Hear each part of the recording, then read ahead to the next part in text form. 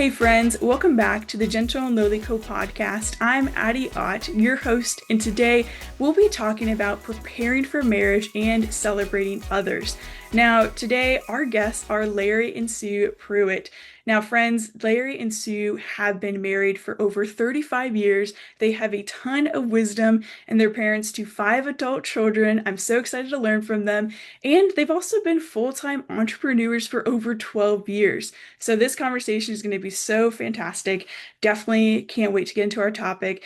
As they are business and marriage coaches, they have helped married entrepreneurs build their dream businesses together. So Larry and Sue, welcome to the podcast. Thanks so much, Addie. We're really thrilled to be here. Yeah, thanks for having us. Yes, of course. I'm so excited to have you guys. And I just love that there's so many like niche connections that you guys are from Illinois, but have family in Indiana. And so just it's so exciting that the way that God connected us. So looking forward to this. Absolutely. It is exciting to see how the Lord brings people together. Mm-hmm. Yeah.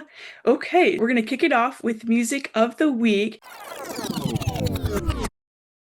Now, my music is a little bit deeper, so I'm going to give you guys the floor first. What have you guys been listening to this week? So as far as music goes, and I'm more the music person than Larry is, but it's been a heavy week. And we're recording this on the anniversary of 9/11. Other heavy things have happened, which we may get into later. But I have been listening to Is He Worthy? Shane and Shane performed that song, and it just talks about, does it feel like the world is falling apart? And do you want to see God make all things new? And that has been really impactful to me this week. Yeah. Yes, and I will, like Sue said, I love music, but I don't listen to it much. There was one time one of my kids just said, what's a middle-aged guy listen to in his earbud when he's at the gym? And I was like, podcasts or audiobooks. So there's a podcast that I've listened to it multiple times here recently, an episode from the SeedTime podcast, SEED Time podcast. It's Bob and Linda Lotich, and they are financial people. But there was a podcast episode where they were just talking about the power of words, like the spoken word, what we say out loud, and just the dangers of saying things like, oh, I'm not good at this, or I'm just stupid, or something like that. And you don't want to say those type of things because your brain hears it and starts making it become reality. And And so believes it. Yes. And so conversely, Yeah. we need to be saying positive things to ourselves and to those around us that we love. Yeah. Oh man, these are such good music of the week. Good themes. This is so good. Okay, so I love that. I mean, it's so practical, Larry, where you're talking about that because I don't know if you know Michael Hyatt at all. I love all of his productivity, yeah, all those things. So there can be those limiting beliefs that we have, and Yes. that you can go so much deeper into that.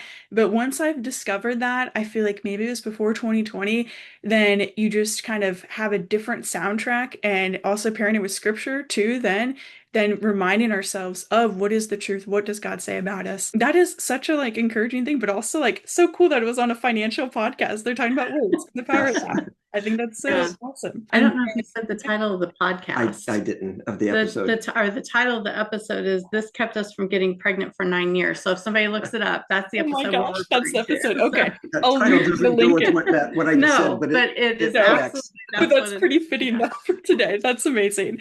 And then, oh my gosh, then Sue, music of the week though was Shane and Shane. That song, I mean, okay, one, seeing Shane and Shane, like their music is just so like deeply impactful with the Psalms, and it's just so beautiful, like all of these like kind of like liturgies and just melodies, and I just love that it's so biblically rooted. But that song, once you said it, I was like, oh man, what a good song. I think that we all probably need for this week and even in some of the weeks to come, just to be reminded of what is the gospel hope? What is it that we believe? So I love that there's a, different kind of ways that we're all processing things, but I love that little peek behind the curtain and kind of going off of that theme for me, where it's just really remembering and reflecting just the simplicity of the gospel, but also the boldness of the gospel, if we're being honest, where it really is Christ in us and He is in our weaknesses, He is glorified. We actually see like the gospel take root,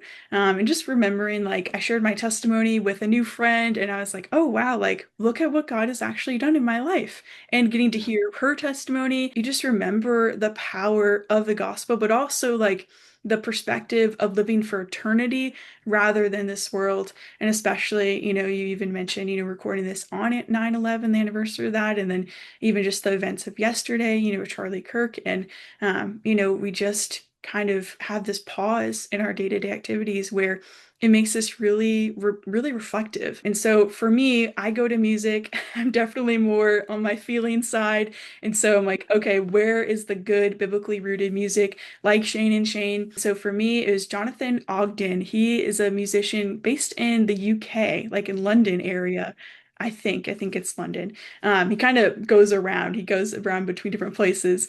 And this song, Sufficient for Me, it really reminds me of Second Corinthians, where, Paul is talking about glorifying and boasting in his weaknesses, but also just remembering that, like, even if God doesn't remove a cup from us, like, he is always there. He's always faithful with us. And so that one is more kind of a slower, reflective, and like maybe a good journaling song, I would say, which is good. We all need those ones. And then this one surprised me by Josiah Queen, and he paired this one with Strings and Heart. So it's like a duo, but Love You to Death. And honestly, it's kind of looking to biblical like scriptures and heroes of the faith where they really lay down their lives for the gospel. And I thought that was just hit me in the heart where it just was on my kind of explore weekly. And I was like, this is exactly the proclamation to remember why we said yes to Jesus and following him in the first place. So I know for our friends listening, they're, more reflective and deeper ones this week, but also I think it is important to admit the realities of, carrying both the joy of the world and following Jesus, but also the reality of the suffering and sorrow Yeah. with this life. And how can we continue to bring the hope of the gospel wherever we go? Yeah. Amen. Absolutely. So I'm really glad that you guys set us up well to kind of dive into that. And even with theme of the week, like, I know, there's even been more things, happening in your guys this week. So tell me a little bit about what this week has been like and what themes have popped up for you guys. Yeah, and as we've referenced a couple times already, this is just a heavy week, and one of the things that, having lived so many years as I have, which I won't say exactly how many years, but we see seasons that come and go, and there's time periods where things are heavy, and then there's time periods where things are much lighter, and we see that in the book of Ecclesiastes. There's a time to rejoice, there's a time to weep, and this has kind of been a heavy week for sure, and so we're just a little bit over 24 hours after hearing the news about Charlie Kirk. And so really the theme that has been hitting us really hard is just life is short. And I don't mean that to be in a depressing way at all. All right. So in scripture, we see in James 4:14, it just talks about that your life is a mist. And that, I always think about whenever the one time in my life I was in Las Vegas and just no humidity. Here in the Midwest, we've got tons of humidity. And so if you throw some water up into the air, it's going to hover there for a little while. But in Las Vegas, watching the fountains that they have there and the water going up in the air, and it would just dissipate. It was just gone almost immediately. And that's why I think that James was referring to, but not, again, not in a negative way, but in an encouragement to live life to the fullest. Take advantage of opportunities that are in front of you. Love Jesus, live for Jesus, and don't, if there's something you're planning on doing, just do it. Seek counsel, obviously, Right. but to live life to the fullest. Take advantage of what the Lord has put in front of you, and love the people around you as well, and to tell them frequently. There's just not time for these silly little disputes and debates and everything that we have. Have those conversations, just like what Charlie did. Converse with people, be respectful, be kind, debate, and state your position and be proud of that.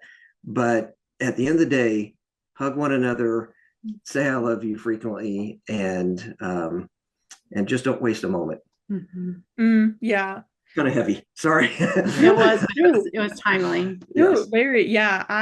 I'm usually that friend in the friend group who is going to swing towards the deeper side and question that on a normal day. And so honestly, I'm really encouraged that we're having this kind of conversation because we can't ignore the, other factors, all the different things around us, and also just to hear about even like your guys' experience and wisdom of going through different seasons. And that was so timely of literally just a couple nights ago celebrating a birthday with a friend, and she's going to be, almost 30 but 29 this year, and just talking about different seasons and like thinking about, okay, there's these hard seasons and we're grieving loved ones but also celebrating what God is doing, but also like we came up with these different dreams that we're still believing and praying that God will answer and walk us to see his good work, like played out in it, where it's not for the glory of ourselves, it is for the glory of him, where it's literally we're asking the question of how many people can we point to Jesus, right? With our lives. And so like I think that is such a timely thing, especially for most of our friends listening. They're like me, where we're on the younger side, where we haven't maybe, we've gone through seasons, but maybe not as many, of course, with the years that you guys have. And so I see it as really encouraging that there will always be new mercy every morning for God to invite us into what we are carrying, and we can bring our honest selves to Him. But also, again, like you said, Larry, to live every day to the fullest. And so it's like whether you want to start a podcast like this and have conversations, or write a book, or even start your business. Like you guys are entrepreneurs, you guys know that. All of these things that we say, or even just having a hard conversation with a friend, like not leaving that till the last minute, right? And so I'm deeply encouraged just by that, and also just to see that, we're all kind of feeling and having the same kind of conversations, regardless of where we're at. There's so much more that we can have a conversation about, and that's like literally why I love these conversations where. I would say, even in my earlier episodes, where you pull a seat up at the kitchen table, because I've recorded out in my kitchen and stuff. So we're going to continue doing that. And yeah, I think that is just such a timely thing. And yeah, just to continue, just to come to Jesus and to look at our lives and just to surrender it and to preach the gospel boldly. I love that you use that word bold, Addie. I think that that is one of the things that I have felt this urge in myself really over the last couple of years, but just needing to be bolder about sharing faith, about sharing how God has worked in our lives, about sharing the trials that he has brought us through and how he has done it, and just doing that all boldly. When you know what God wants you to do, step into that confidently and move forward with boldness, trusting his provision through it all. Yeah, I couldn't have said it better. Oh man, that's so encouraging. And I think we need that. We need to gather together for this encouragement, like we're talking about. And so we're gonna switch gears and talk about encouragement for a different season, for our friends who are preparing for marriage, or even those of us who we want to celebrate others well in every season. So we're going to dive straight in to this wisdom part of our conversation with advice. So you guys have been married for over 35 years. What is your best piece of a marriage advice for young people like me? What would you guys say?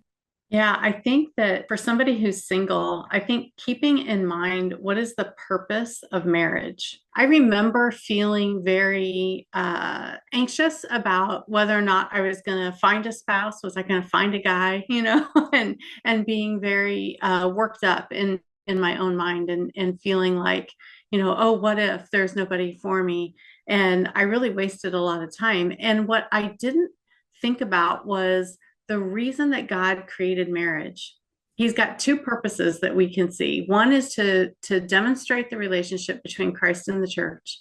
And the second one is to raise up godly people to carry on the faith. And so thinking about that is marriage's purpose, then I think that my advice would be, don't rush into it. Don't just grab the first person that walks by and say, hey, yes, let's get married. And that's not easy. And I went through an experience where I actually got engaged to my high school sweetheart just before I went off to college. That was And not me. then I met Larry.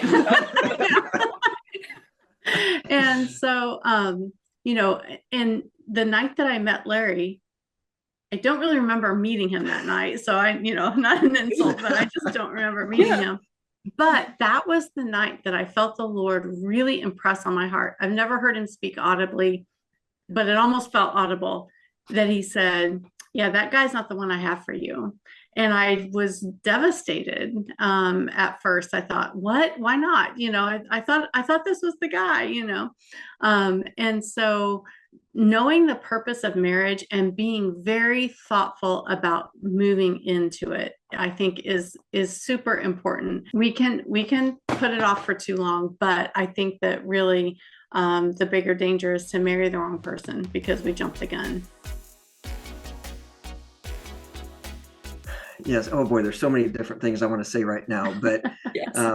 but I think it's kind of funny because I'm going to a business analogy here of this, but it really pertains to your question because we talk to people who are starting a business a lot of times, and so we'll say, draw out your ideal customer avatar, and then you start doing things that would attract that avatar to you as part of your audience. And the same thing holds true in relationships. Think about who that perfect person is for you. And I don't mean what color eyes they have. I'm talking about their character. All right. So what kind of a person is that person? And then start becoming the person that would attract that kind of a person to you. All right. And so as you're looking at scripture, Titus 1 and Titus 2 are perfect for those. And I know Titus 1, those are qualifications for an elder, for the guys. But that's a great passage to go to for who you need to be. Mm-hmm. There's actually a speaker that we love. He's a pastor, and he has a sermon that he preached on, and he just titled it was something like who he must be in order to date my daughter, one of my daughters. And so he goes through the qualifications for an elder in Titus 1. He's like, this is the type of guy that you better be working. You don't have to be perfect. Okay, let me back off here really fast, because here's the other thing. Sue said, be patient. I'm talking about these super high standards. We need high standards, but that does not mean that you need to be perfectly doing all these things before you're ever going to engage into a relationship. Mm-hmm. So we're all a work in process here. Okay. But you need to be the type of person who's trying to become that Titus 1 guy and that Titus 2 woman. And the trajectory needs to be there. That's right. Mm-hmm. You need to be taking that seriously and working towards that. Mm-hmm.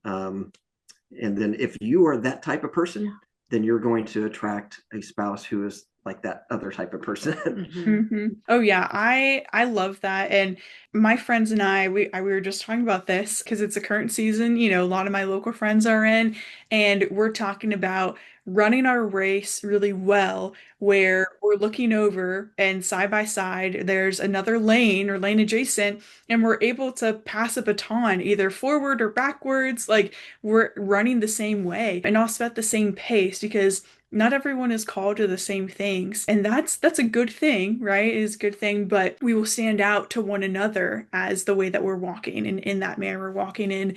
And even what you said, Sue, of like just not allowing the first person you see to come by can be really easy or tempting.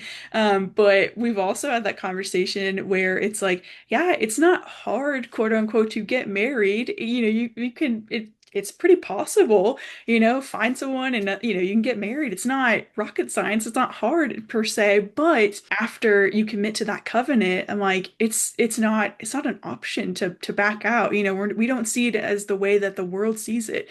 So it is a covenant, between you, that person, and God. And so that is something to not take lightly, for our friends listening, of course. And so I'm really thankful that those are really great points. And man, so much advice in just like that first question, though. I feel that's so good.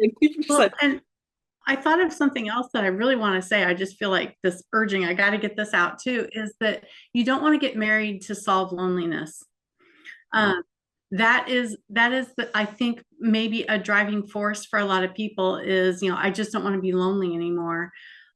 And you probably can't know it for certain unless you begin to experience it. But if you get married simply to solve loneliness, the loneliness will become even deeper if you marry a person that the Lord doesn't want you to marry, because you're not going to be aligned the way that you're supposed to be. And that loneliness is a deeper loneliness that I wouldn't want anyone to Yeah, experience. yeah. I'm so glad you said that because yeah, I couldn't have said that better, but that is such a real thing that we can think it's a solution or a fix, but really it's a temporary one and we'll find ourselves in a deeper soul aching in pain. So yeah, I think that's really encouraging and to be cautious and be really not cautious, but be really mindful and thoughtful. That is encouraging. So, young adults are in different seasons. I have friends who are younger than me and then even older than me. Really, sometimes when we're single, we believe the lie that we can't have that impact or that influence. We can't, we have to like pause our life, right? But also, when you're married, then you're having kids, sometimes you believe the lie that you don't have time to participate in God's work that He's called you to. So, how do we practically live this out in both seasons? Whether you're single or married, and how do we, continue to be a part of God's plan for that? Yeah, I love the question. And again, it kind of goes back to what we've talked about already, the seasons of life. Because I think we even see that in scripture. 1 Corinthians 7, I believe, is the passage where Paul talks about some of the advantages of singleness and some of the freedoms that an individual have whenever they are single and able to maybe have a little bit more flexibility in their schedule.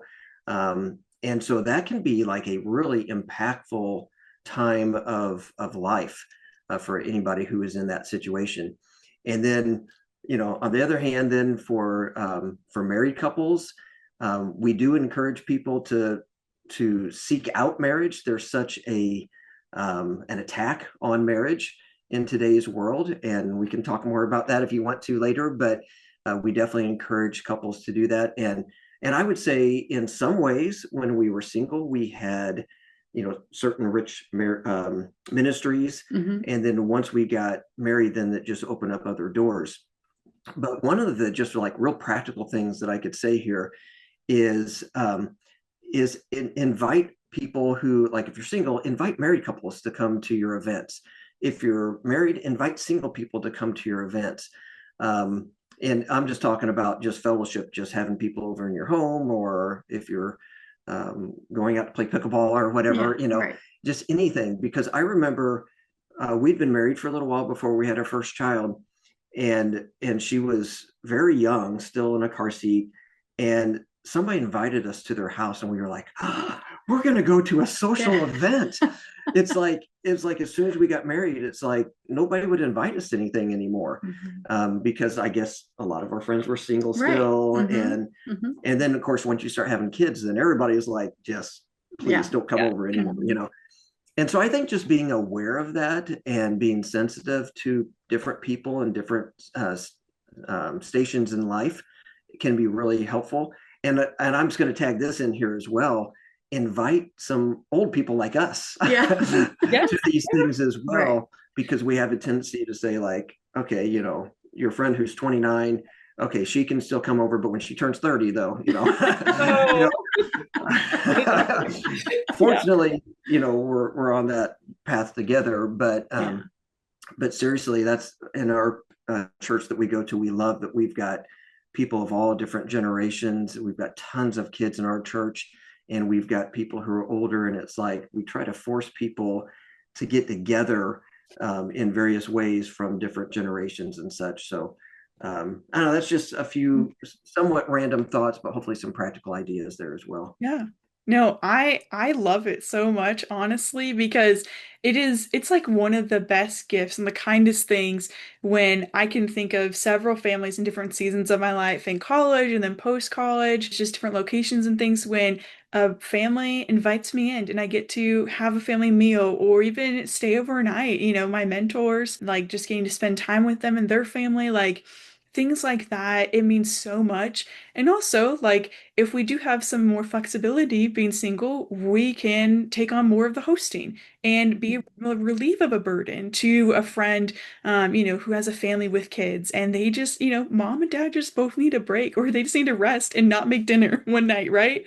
So Yeah. it's a both and in a way that we're able to serve the church. And honestly, like, I love that I get to say that I have friends who are in their 80s, 60s, and 50s and like 40s. I'm like, I want to be friends with more people who have this wisdom and experience, but also like we all have something to learn. And also they were my age one time. And so I'm like, okay, let me see like what we have in common, but also just to be able to also like have a friendship with people who are in different seasons, like, and just in life, it is such a gift because you get to be a part of just like their normal rhythms, and it's a lot of fun because it's not your normal or your normal routine. So I really love that. It's so practical and a lot of fun. And we need to, maybe the greeting time at church, if you have that, it's like, yeah, go across like the rows and actually go to someone who's not younger, or go to someone who's older than you. So I think it's really practical. Love it. I love what you said too about including people from generations. And you mentioned like there's people that you can learn from, and absolutely that's true. But there's also people you can build into. There Yeah. are people coming along behind you that need to learn from you. And so looking to both ends of that spectrum, I think, is super important.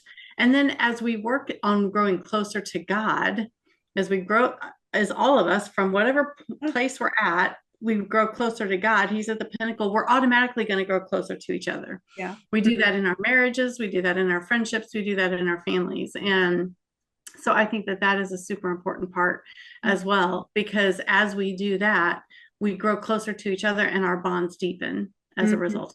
I couldn't agree more. I always love that one of my mentors, encouraged me of like, okay, now that you have me, Addie, like who are you looking into to pour into? Like they are my Paul and I'm their Timothy, but who can I have like, who's my Timothy to pour into? So I Mhm. love that so much. We're gonna shift to singleness, just talking about that. And like, what does it look like to faithfully steward this season right now? And how might that season prepare, someone for marriage later, where, they really want to be married, but how can they see this season as a strength to be stewarded well? Well, we've already alluded to this a little bit, but I think one of the most important things that you can do to prepare yourself for family life, whatever that's going to look like for you, is to serve well now. Um, it doesn't matter whether you're single or married, we are called to serve. And sometimes we're called to serve in different ways. Obviously, if you're married, you've got different ways to serve. And if you're single, you have different ways to serve. But I think getting really intentional about looking for people to serve, looking for people to encourage, just like you just mentioned, find your Timothy, find people that you can serve well, serve your church family well, participate in the ministry of your church in different ways. And by the way, that doesn't just mean become, an officer or, find something that's a line item in the budget. There's ministry that happens in the halls of the church that never appears in front of groups, or that it never appears on the budget of your church. But that is super important as well. And I would just say right along with that is, I would say it this way, is to choose your circle well. Mm. And by that, I mean, who are you hanging out with? Who are your friends? Who are you taking advice from? And in this world of like, a lot has changed since I've been in my 20s. We're not that old, there's but there's some general principles that are still the same. Yeah. Okay. Yes. We didn't have social media. No. And so the roller coaster ride of social media, where you're really excited one second and then you're just really down and depressed the next second, is not healthy for us. All right. And so I feel like I'm an old man saying, kids, get off your phones, It's true but though. We all know it. Yeah. but it is just true, and it's not healthy. So I would encourage you to, social media is fine within limits. Mhm. We're on social media within limits, but get where you're eye to eye, face to face with people, physically in presence with people, and just choose those people wisely. If you notice that somebody is always negative and you feel worse whenever you've been in their presence, everybody has a bad day, okay? Yeah. But I mean, Right. on a routine, regular basis, just think about like how often do I really want to continue to be around that person? And I can't remember the exact quote on this, but it's something like, "You are the accumulation of the five people you hang Yes. around." Yes. All right, do you know what that is, Addie? Yeah, no, I'm like, that's it. Like you're I don't want to say the product, but like your first five closest friends are gonna influence you. Yeah, I know exactly what you're talking about. And it's so, so true though. It Mm. absolutely is. But honestly, like I look at my season of friends and it's shifted, of course. You have different friends and people move and all things, but there are still going to be those friends who will show up for you, but also like finding community locally too, wherever you are. And it takes time again and again. But like you said, Larry, of, social media, I think it's such a powerful tool. I mean, we connected through a, social network, I guess, and all the Mhm. different things. Like it is so encouraging to see how God opens doors through that. But also, like, I have been encouraged where it's like, yeah, I'm going to like, message this friend, a new friend, and be like, hey, we're in the same town. Let's get coffee. Let's get a meal together. And let me like hear your story. What is God doing in your life? And that just takes so much, like out of the factor or, out of the equation where you're actually sitting down with a person where it's one thing we see online, but you really get to hear their heart and what God's doing. That is just, it can't be replaced. And, I love sharing all the things. I'm a photographer at heart, went to school for that, but sitting down with someone, we just get to see how people are made in the image of God, and that is just a beautiful gift. For our friends then on the other side who are stepping into marriage either earlier in like their early 20s or even, they're on their later 20s or, in their 30s, they're approaching it. What are some practical ways to faithfully steward like those first few years of marriage? Because people say, oh, the first year's the hardest, and I've had friends who are like, it was the best, or year five is really hard. Like, how do we actually like walk faithfully in those first years of marriage whenever they might come? Oh, Go we're ahead. both want to start. I'm gonna go Yeah, ahead and jump in here though. Okay. Um, it's good. I will just say that like our experience on this is really relevant to this, and that when from the time we got engaged, I don't know why, but people seem to want to be discouraging to us. Well, I say they wanted to. I don't know that they meant to do that, but they would say very discouraging things to us. And I guess it was because we are so sickeningly happy and we were probably Just all in obnoxious. love. Yeah. How dare And you? the thing is that continued on into the first year and the second year. And people would say, just wait till you've been married for 2 years or 5 years, pick whatever. Just wait Yeah. till you start having kids. And we And what they meant was it's going to be horrible after that. Yeah, yes, no, yeah. I've been around a long enough at friends' weddings, and I'm like, what? Aren't we supposed to? This is a glorifying thing that God designed. Why are we yes, like so sad about it? Yeah. Yeah. yes.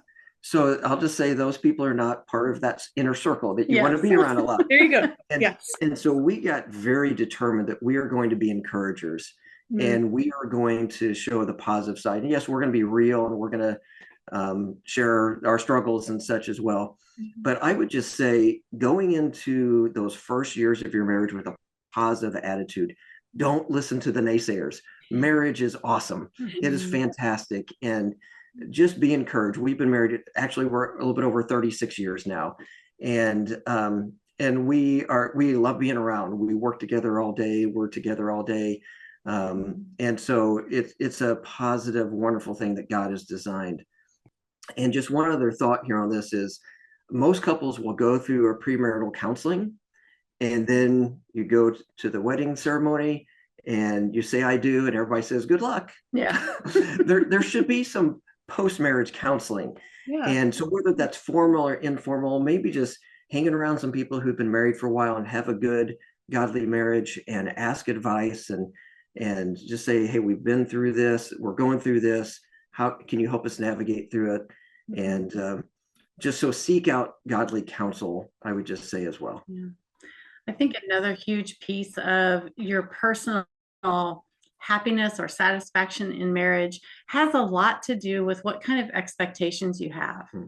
If you go into marriage as a woman, I'll speak from my perspective. If you go into marriage expecting that this man is going to fulfill me and he's going to be my total source of friendship and happiness and companionship, which there will be some of that. But if you expect him to fulfill all of that, you're setting him up for failure. There's no way one person can be that for anybody else. If you have expectations, I remember when we got married, like we'd been married for a little while, and I said, so what does it surprise you about living with me, and of us being together? And you said something that at first I was kind of like, oh, ouch. But then I was like, no, that's good. Because I had stayed at your family's house a couple of times and visiting because we were long distance. And one of the things you said to me was, well, I knew that the bathroom counter was going to be a mess. That's and funny. I thought, oh, ouch. But then I thought, no, that's good. He knew to expect it. Yeah, that's good. He wasn't surprised. It's like, oh, it's a deal breaker. No, it's not. No, That's no. hilarious. And so if So you funny. can go in Yeah. with expectations that are, I want to say realistic, and I don't mean that in a downer way, but just know that just don't look to your spouse for something that they're not supposed to give you, I guess is the best way to say it. Then that is going to go a long ways towards helping you to feel happy and satisfied with the person that you have when you're very realistic. And then when you hit bumps in the road, when you hit bumps in the road, not if, Yes, when. it's going to happen. Yep. You need to be able to have conversations about difficult topics, and you need to address topics forthrightly and honestly. And what are you going to say? This is me putting my hand. That's my cue that like I've got something I want to say here, because I do feel really passionate about, especially saying this to the guys out there. Mm. I'm gonna say two words here, and I'm gonna say use words. Speak and communicate to your girlfriend, your fiance, your wife. Speak to your significant other all throughout that relationship process.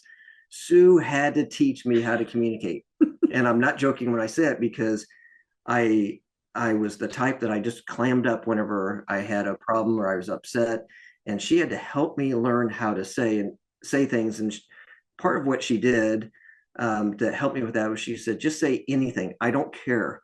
I would rather you say something, almost say something mean versus not saying anything. Mm-hmm. I didn't say mean things to her, but I would just say to, especially to the guys. You were scared of saying something that was going to be, that I would take wrong, or that maybe you didn't totally 100% mean. And that was part of what I was saying was like, we didn't use words like this back then, but I wanted to create a safe space for him to be able to say things to me that he needed to say. Yes. Yeah. So just encourage all of you to communicate and be open and honest with each other. And ladies have a tendency to be better at that. And that's why I'm directing that to the guys, because guys, we have a tendency to stink at communication and you need to work on it. No, it's a good gentle reminder to be like, yes, you have to have those hard conversations, and as your relationship naturally is going to progress throughout dating, you'll get to those deeper conversations one by one, and hopefully, before, getting engaged, or then after getting engaged, you're able to have those deeper conversations, because you're combining your whole lives, from finances, from families, all these different aspects and areas, personalities, just you and the other person. Like, even what you said earlier, Larry, like, that first couple years, even the first couple months, like, you're both two people who have never done this before, who are trying to do this.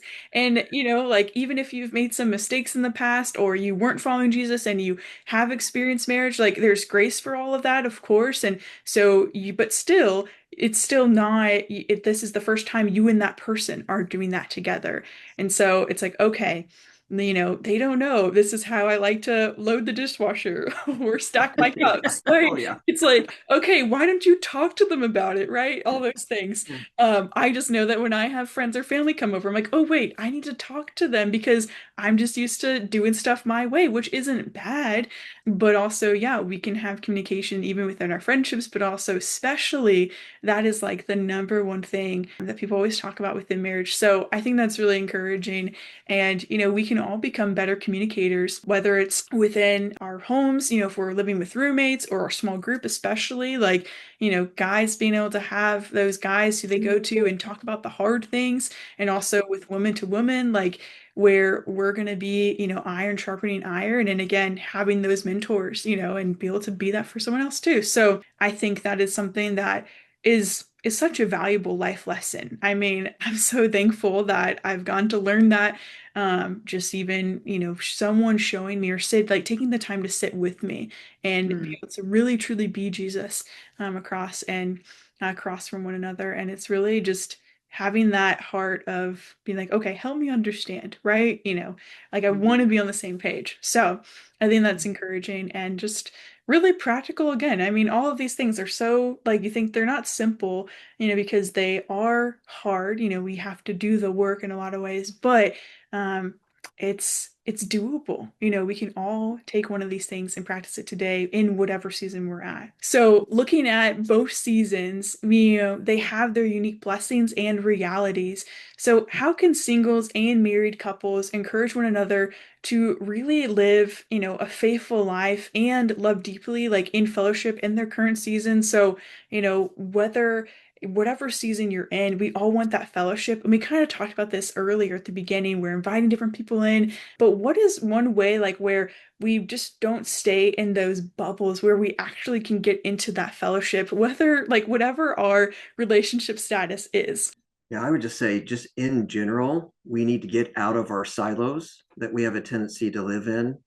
Um, and so that can be from a lot of different perspectives, but on topic here, it's really easy to relate to other people who are in the exact same stage of life as that you were in at that moment.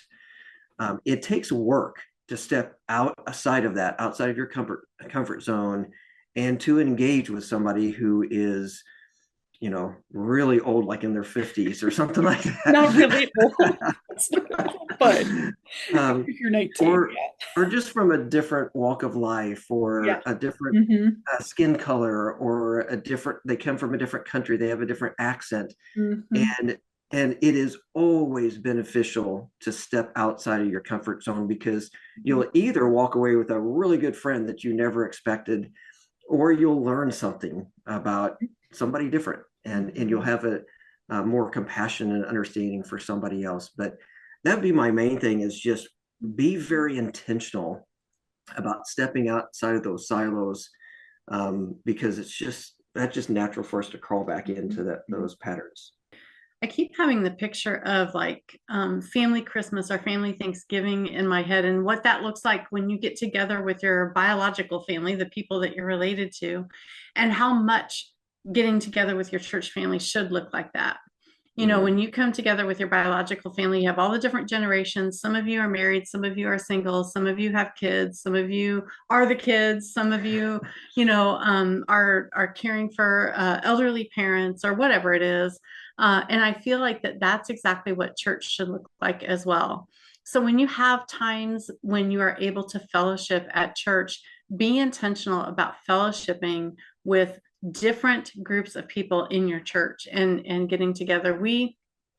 Our church has a practice of, on a fairly regular basis, we have a carry-in dinner or a potluck meal, and we try to be very intentional about sitting with different people every time that we do that. And sometimes we end up with a lot of senior saints with us, and sometimes we end up with a lot of young people with us, and all of those are good for us, and we're good for each other. We're good for them, they're good for us. And so having that fellowship and just maintaining those relationships and just loving people is going to be what is going to deepen all of your relationships in your life and enrich your life. Your life will become richer because of it. Hmm. Yeah.